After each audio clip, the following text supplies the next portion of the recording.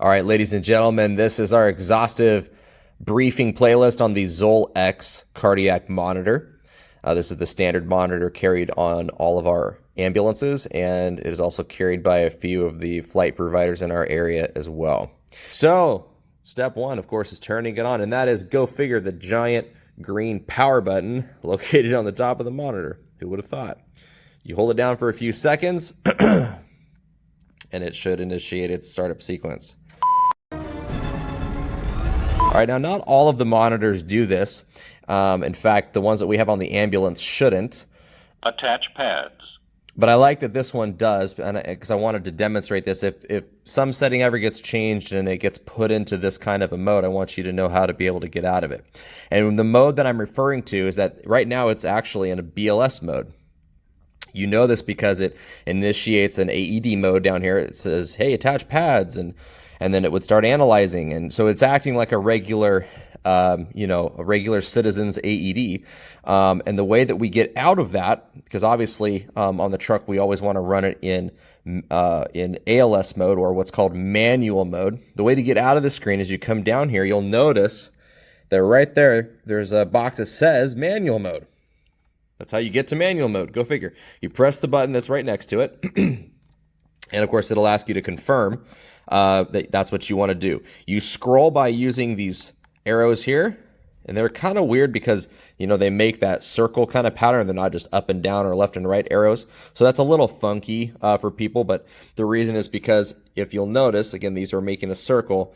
What's highlighted here at the top, if you follow that icon, it circles around kind of in a circle, sort of. That was kind of the interface that they were going for. As per myself and other people I talked to, we're all kind of split on actually liking it or not, but it's what we have to work with. So, manual mode. Scroll over. The circle button is the enter button. Okay, so that's the manual. Deactivating there. You heard it trying to be an AED. So there you go. It's turned off. You notice that AED disappeared. It's now in ALS mode, or manual mode. Okay, so the basic panel. At the very bottom here, we have our pacer button. That activates our pacer mode. We'll go into that specifically on another video, but this is just showing you where everything's at. Next, we have the analyze button. This is the energy select for how many joules you're going to utilize to cardiovert or defibrillate someone. To exit out of that, you will use the home button located there with the little house. Okay?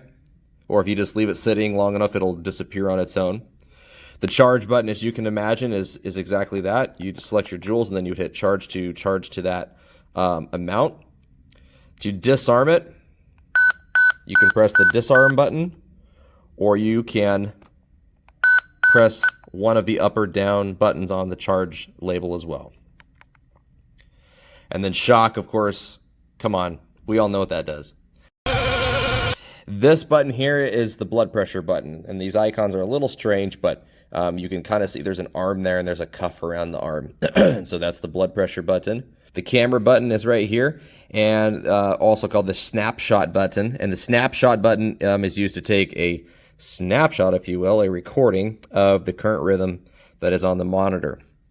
This actually really matters because for those of you who remember our Philips model monitors that we used to carry, they had a better ability to automatically record and track changes in rhythms and rhythms in general, even if they were static and not dynamic. The Zoll X's do not do that as well. And so we've noticed that stuff doesn't get recorded unless you tell it to record most of the time. So just make the habit of anytime you see a rhythm that you're going to want to remember, or you do something of critical importance, go ahead and hit that snapshot button so we make sure we document it. We already talked about the scrolling with the enter and arrow buttons. Again, the home button here, but if you're already at home, you can press it again to change your display.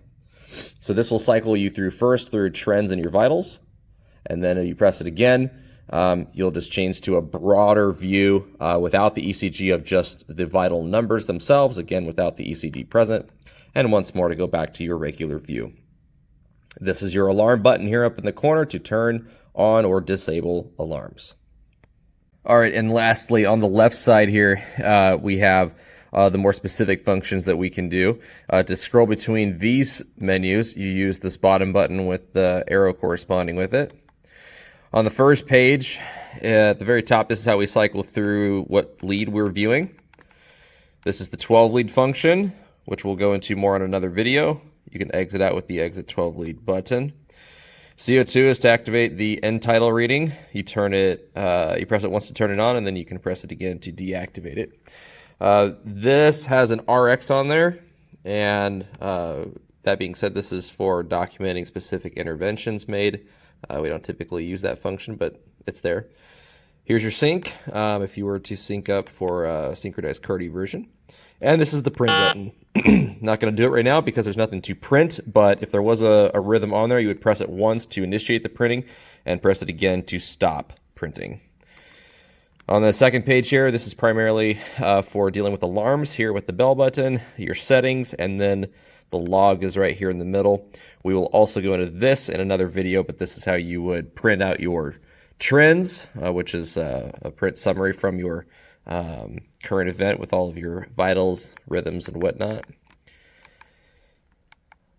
Another way to adjust settings here, and then to send it either to USB or send your report to the cloud. And that's the basic functions. Like I said, we'll go into the rest of these in more depth in later videos.